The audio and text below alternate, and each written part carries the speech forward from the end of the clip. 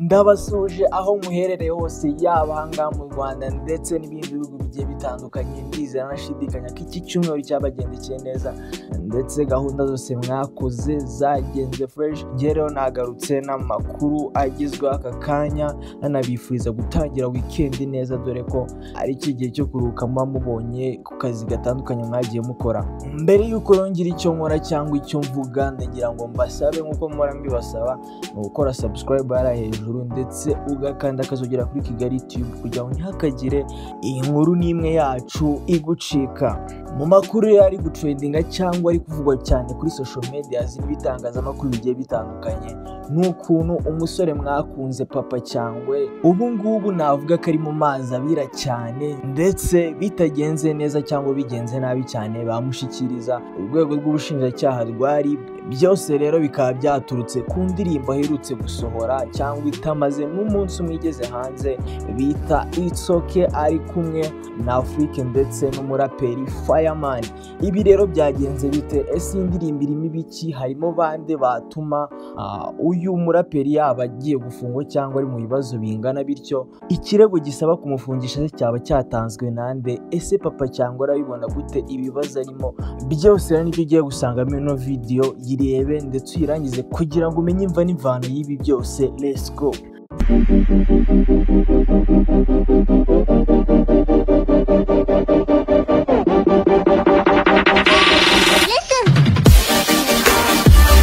Ibi byose rero byatangiye ubwo Papa Cyangwe kabisa nkuko yari amaze iminsi abiteguza abakunzi be kubamukurikirana, atangaza indirimbo ye bita It's Okay ari kumwe n'umuraperi Fireman ndetse na Afrique ugezweho muri ino minsi. Rero mu ijoro ryashize nibwo yayisohoye ndetse aya-uploadinga cyangwa ayisohorera ku rubuga rwe rwa YouTube cyangwa kuri channel ye, maze yakirwa n'abantu benshi. Iyi ndirimbo rero ifite iminota 3 irengaho amasegonda make, ubu tuvugane ikaba imaze kurebwa n'abantu bagera mu bihumbi 70, ndetse namwe muri hano nabasaba kunyarukira ku YouTube channel y'uno musore mukareba icyo gikorwa gitangaje yakoze, dore ko ari indirimbo nziza n'ibintu ngiye kuyidescribingamo cyangwa kubivugamo birasaba kuba wayirebyemo kugira ngo umenye ikibazo cyaturutse he, dore ko iyi ndirimbo ariyo yatumye uyu musore ajya muri ako kaga kose cyangwa akaba ashobora kugerwaho n'ibibazo bigiye bitandukanye adakoze icyo yasabwe. Nyuma y'uko rero iyi ndirimbo igeze kuri urwo rubuga rwa YouTube, abantu muri comment batanze message zivuga ati indirimbo iratwika, iyi ngiyi ni hit, ibiki n'ibiki, no kuri Instagram hose bavuga ati Papa Cyangwe asohoye indirimbo nziza.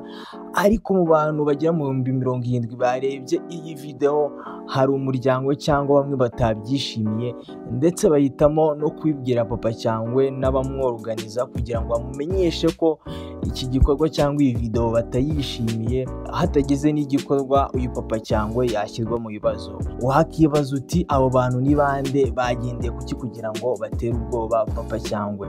Abo rero ni abandi uretse ababyeyi bumwe mu bakobwa bagaragaye muri ino video. Nimba rero warebye iyo video, harimo abakobwa babiri, umwe bamwitaga Gaga undi bamwita Onoyine. Uwo bitagaga cyangwa Gaga sinzi kurivuga neza, niwe rero ikibazo cyaturutseho ndetse agaragara mu gitero cya kabiri cyangwa verse ya kabiri iririmbwa na Fireman. Rero uyu mukobwa kuba ari kumubona cyangwa kuba yarebye video, ndakeka muhise mumwibuka, yari yambaye agakanzu gasa nk'akamufashe gasa icyatsi ukuntu. Uyu mukobwa rero nyuma y'aho abakobwa bamenye ko ari muri iyo clip cyangwa ari muri iyo video, barakaye cyane, dore ko se w'uwo mukobwa yivugira ko uyu mukobwa yiwe Gaga adafite imyaka imwemera kugaragara muri aya mavideo, amplis ari gukora ibintu yari gukora bigiye bitandukanye muri iyo clip. Rero isagaragariza itangazamakuru ko ibikorwa byo gushyirwa muri clip by'umwana we Papa Cyangwe ifitemo uruhare runini cyane, cyangwa akaba yaranamwoheje, dore ko bitewe n'imyaka afite yakabaye ahubwo ari kugirwa inama zo kutajya muri izi video aho kugira ngo bazimushoremo. Ni nayo mpamvu rero uyu mubyeyi yahise abwira Papa Cyangwe ko yifuza ko basiba umwana we mu mashusho y'indirimbo yabo. Bitaba ibyo rero bakifashisha inzego zifite mu nshingano inshingano zazo, ubwo ni ukuvuga kuzana RIB cyangwa polisi bibaye ibindi bindi. Urumva wicyo ashaka nuko iyi video isibwa cyangwa direction cyangwa bateguye iyi ndirimbo cyangwa bakora amavideo birumvikana bashaka uburyo kabisa bamusiba muri iyo video, dore ko nta mbabazi afitiye abangaba Papa Cyangwe barateguye projet gute ariyumvisha ko umwana we adashaka kumubona muri iyo ndirimbo. Ku ruhande rwa Papa Cyangwe nawe yagize ikintu abivugaho, dore ko iyi nkuru nawe yamugezeho imutunguye ndetse yatangaje ko imugoye, dore ko nk'uko yabyivugiye yavuze ko atazi ukuri kwivugwa n'ababyeyi b'uyu mwana. Agaragaza ko yaganiriye n'uyu mukobwa Gaga mbere y'uko bakora n'iyo video cyangwa bari banaziranye mbere, abizi neza ko uyu mukobwa arengeje imyaka y'ubukure. Papa Cyangwe yabisobanuye neza mu magambo yagira ati Gaga ni umukobwa wansabye ko nazamufasha nkamushyira mu mashusho y'indirimbo yanjye cyangwa video clip kuko asa nk'ubikunda, ariko kandi asanzwe amurika n'imideli cyangwa akora fashion. Yavuze ko uyu nguyu Gaga asanzwe ari inshuti ya mubyara wiwe, ubwo nyine mubyara wa Papa Cyangwe niwe wabahuje n'uno mukobwa Gaga, ndetse ngo akaba ari nayo mpamvu yatumye Papa Cyangwe ahereza amahirwe uyu mukobwa yo kuza cyangwa kugaragara muri iyi ndirimbo yiwe ariyo Isoke. Nubwo rero Papa Cyangwe yavuze ibi ngibi, yanagaragaje ko nawe yagize amakenga ku myaka y'uyu mukobwa, dore ko nk'uko mwamubonye muri video cyangwa ku bataramureba, nabasobanura ko ari umukobwa ubona ashinguye ariko mu isura kabisa ubona ari umwana cyangwa ashobora kuba ari nyine ari hagati y'imyaka 18 na 20, birumvikana abana iki gihe basigaye bakura vuba. Ariko rero aya makenga na Papa Cyangwe yaragize, ndetse amubaza niba yaba afite imyaka y'ubukure. Hanyuma uyu mukobwa Gaga yamusobanuye ko ayirengeje, ndetse amwereka ko hari n'izindi ndirimbo yagaragayemo hambere kandi ko nta kibazo byatera. Gusa rero nubwo ibi byose yagerageje kubisobanurira ababyeyi b'uyu mukobwa, Papa Cyangwe avuga ko bakomeje kumuhamagara ubutitsa kuva ino ndirimbo yasohoka, banamumenyesha ko bagiye kwiyambaza inzego zibishinzwe arizo RIB, mu gihe uyu nguyu Papa Cyangwe yaba akomeje kwinangira umutima wiwe. Si ibyo gusa, banamubwiye ko banatangiye kumurega kuri YouTube ngo indirimbo ibe yasibwa, dore ko bijya bishoboka hari igihe umuntu asohora indirimbo cyangwa video udashaka ko ikomeza kurebwa, ukaba wamurega cyangwa ukamuripotinga ku ruganda rwa YouTube bitewe n'ibirego bigiye bitandukanye. Ushobora kuvuga ati ari gukoresha abana cyangwa ugashyiraho impamvu ifatika, ariko bisaba ko bikorwa n'abantu benshi. Birumvikana nimba iyi famiye yateguye kubikora, yakoze ku muryango wose, baravuga ati mureke dusibishe iyi video, umwana wacu ari kugaragara imbere y'isi yose mu isura itamukwiriye. Ngayo nguko rero ibya Papa Cyangwe, umuhanzi mukunda muri benshi, dore ko aherutse no gutandukana na Rocky Entertainment. Ubu ngubu kabisa akaba ari mu rugendo rwo gukora umuziki ku giti cye, ndetse inyungu zose zibiziwe,